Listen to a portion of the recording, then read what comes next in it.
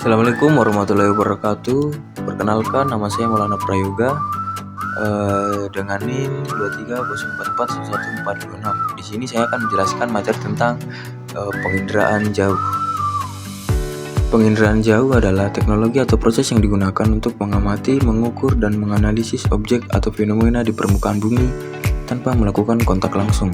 Proses ini melibatkan pengumpulan data dari jarak jauh melalui penggunaan sensor yang dipasang pada platform seperti satelit, pesawat terbang, drone, atau bahkan balon udara.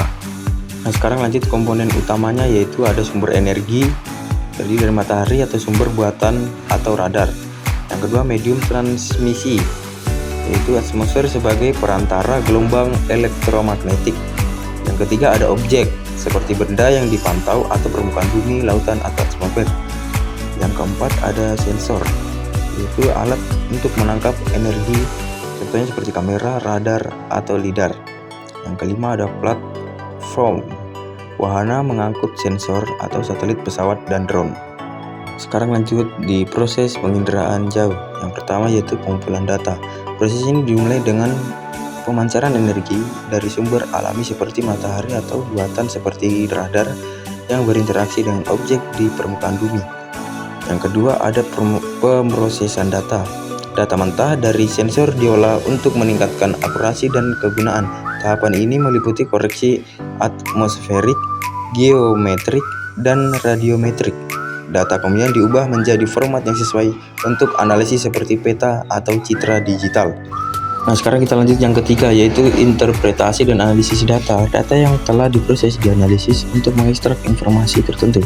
Analisis dilakukan untuk mengidentifikasi, mengklasifikasi, atau memantau objek seperti vegetasi, badan air, atau perubahan lahan. Yang keempat, ada penyajian dan penggunaan informasi.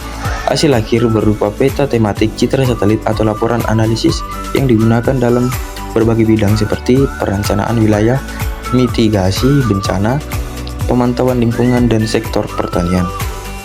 Sekarang kita lanjut jenis sensor penginderaan jauh. Yaitu yang satu ada sensor pasif, mengandalkan sumber energi alami seperti cahaya matahari atau radiasi bumi. Contoh seperti kamera optik, radiometer inframerah. Kelebihan, efisien untuk siang hari dan tidak memerlukan sumber energi tambahan. Kekurangannya tergantung pada kondisi cuaca dan waktu, atau tidak dapat bekerja pada malam hari tanpa radiasi bumi. Yang kedua, ada sensor aktif, memiliki sumber energinya sendiri untuk mendeteksi objek, contoh radar atau SAR dan lidar. Kelebihan, dapat beroperasi kapan saja, baik siang maupun malam, dan tidak terganggu oleh cuaca. Kekurangannya yaitu memerlukan lebih banyak energi dan teknologi yang lebih kompleks. Nah, sekarang kita lanjut di pengaplikasian penginderaan jauh.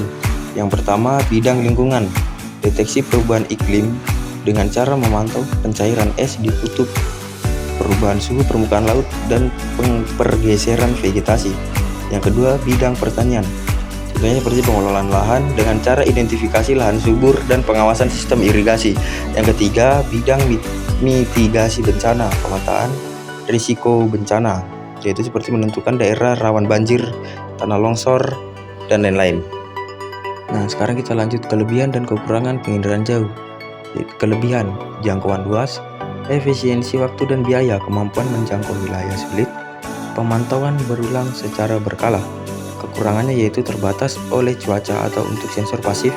Yang kedua, resolusi terbatas pada platform tertentu. Yang ketiga, membutuhkan keahlian data, interpretasi data. Oke, baiklah, itulah tadi materi saya tentang materi penginderaan jauh.